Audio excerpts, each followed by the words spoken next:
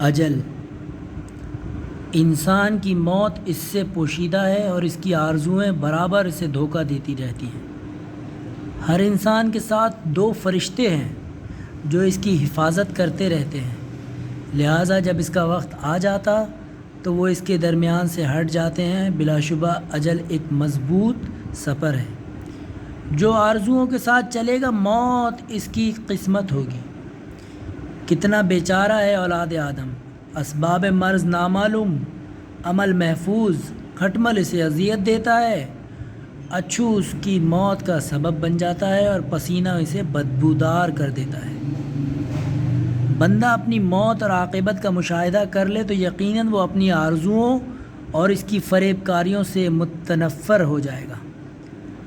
اولیاء خدا وہ لوگ ہیں جو دنیا کے باطن کو دیکھنے میں ہیں جبکہ لوگ اس کے ظاہر کو دیکھ رہے ہوں، اور اس دنیا کے آنے والے کل کا انتظام کرنے میں اس وقت مشغول رہتے ہیں جب اہل دنیا آج کے لیے کوشاں رہتے ہیں۔ یقیناً جان لو کہ تم کبھی اپنی آرزوؤں کی تکمیل نہیں کر پاؤ گے اور نہ ہی اپنی اجل سے زیادہ جی سکو گے۔ تم اپنی اجل پر سبقت نہیں لے جا سکتے اور نہ اپنی تقدیر سے زیادہ رزق حاصل کر سکتے ہو۔ عمل صالح میں تیزی دکھاؤ اور دفعتاً آنے والی اجل سے ڈرو۔ اللہ نے ہر چیز کی ایک مقدار اور ہر مقدار کے لیے ایک مہلت اور ہر مہلت کے لیے حساب و کتاب معین کر دیا ہے۔ ہر اجل کا ایک وقت ہے جس سے تجاوز ناممکن ہے۔ معاد کے لیے جلدی کرو، موت سے پہلے اعمال صالح انجام دو، کیونکہ عنقریب لوگوں کی امیدیں ٹوٹ جائیں گی اور موت انہیں آ لے گی اور باب توبہ بند ہو جائے گی۔ اجل انسان کی حفاظت کے لیے کافی ہے۔ ہر زندگی کے لیے اجل ہے۔ آدمی کی ہر سانس موت کی طرف ایک قدم ہے۔ آپ سے پوچھا گیا رزق اور موت کیسی ہے تو آپ نے فرمایا تمہارے لیے اللہ کے پاس رزق ہے اور اللہ کے لیے تمہارے پاس اجل ہے، لہٰذا جب وہ اپنے پاس موجود تمہاری چیز رزق دے لیتا ہے تو تمہارے پاس موجود اپنی چیز زندگی کی مہلت بھی واپس لے لیتا ہے۔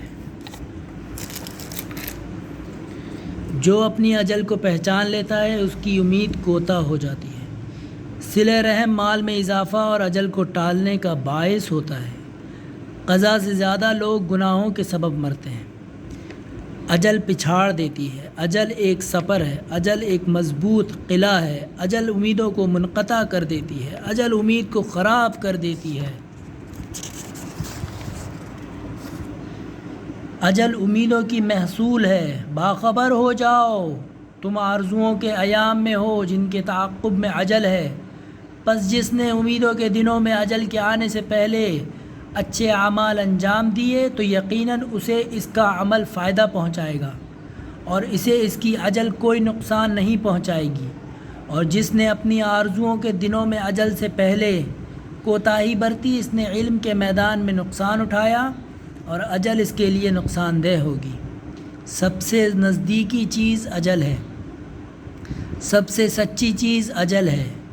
جب تم اپنی آرزوؤں کو پالو تو ذرا اجل کے یکا یک آنے کو بھی یاد کر لیا کرو۔ اجل کا آ جانا امیدوں کی آفت ہے۔ اجل کے وقت امیدوں کی ناپائیداری ظاہر ہوتی ہے۔ اجل کی پورش کے وقت آرزوئیں اور تمنائیں برباد ہو جاتی ہیں۔ ہر اجل ایک دن حاضر ہوگی۔ اگر تم اجل کے قرب و حضور کو سوچ لو تو یقیناً زندگی کی شیرینی و مسرت تمہارے لیے کڑوی ہو جائے گی۔ ساعتوں کا گزرنا اجل میں شامل ہے۔ بہترین دوا اجل ہے۔ اجل سے زیادہ مضبوط کوئی ڈھال نہیں۔